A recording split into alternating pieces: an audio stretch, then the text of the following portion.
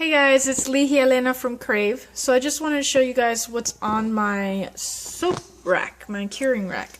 So this is my my honey sugar vanilla, and all of these, well, not all of them, but most of these are actually already sold. My best friend, she bought she bought 2 of the package deals that I have on my Artfire site. And they're a buy 6 package deal, so she has 12 soaps coming to her, and 7 of them are these babies right here, the honey sugar vanilla. So that's my honey sugar vanilla.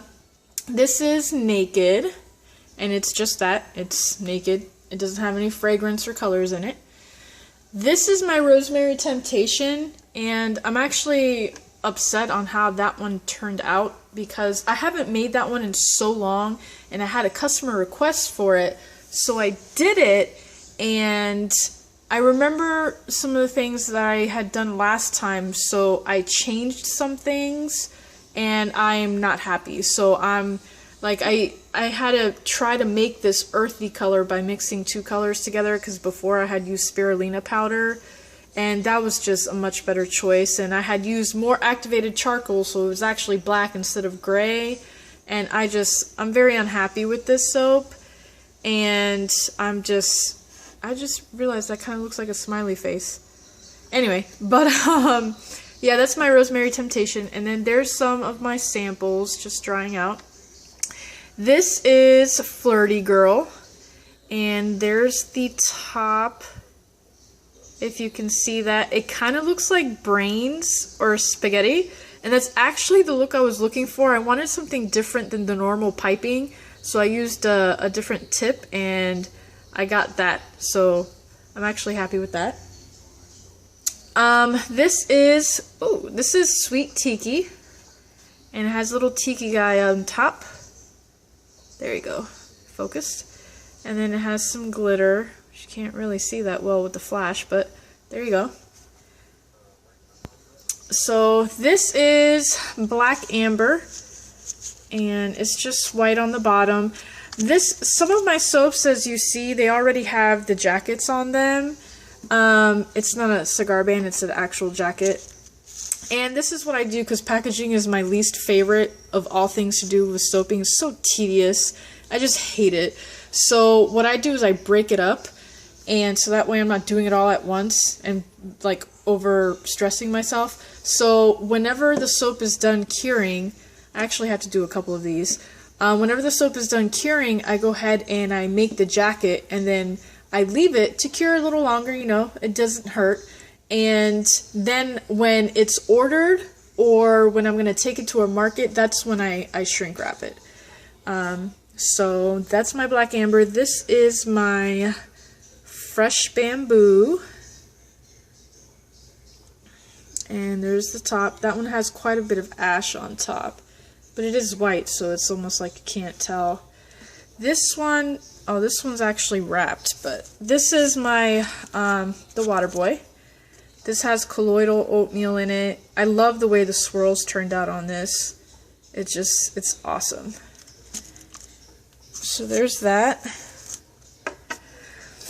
This is Lavender Simplicity, which I used a new purple, and it definitely, as you see, is not purple, it's pink. So I'm kind of upset with that, but this is just lavender.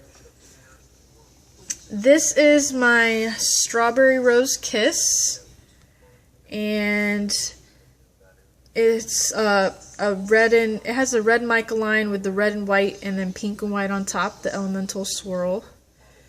I'm out of focus there. And there's some glitter on the top. This one is Egyptian Goddess. This is one of my best sellers. I really can't, it's really hard for me to keep this one on the shelf. And I love the way the swirls turned out on this one too. I just absolutely love it. And it has just gold on the top. This one is Phoenix. And this is a tiger stripe type soap attempt. And then up here I have a couple of my bubble bars. This is Love Struck, and this is Fresh Rain. Now, this is how I had done it the first time, and I wanted to double it up because I wanted them a little bit bigger, but I got it too huge. So these I'm selling as jumbo limited time bubble bars because I don't like them that they're this big. So that's what I'm doing. And if I cut them in half, they're 6 ounces, and if I cut them in half, there'll only be 3. And all of my bubble bars are 4 ounces, so I just figured I'll just leave them and sell them as jumbo ones.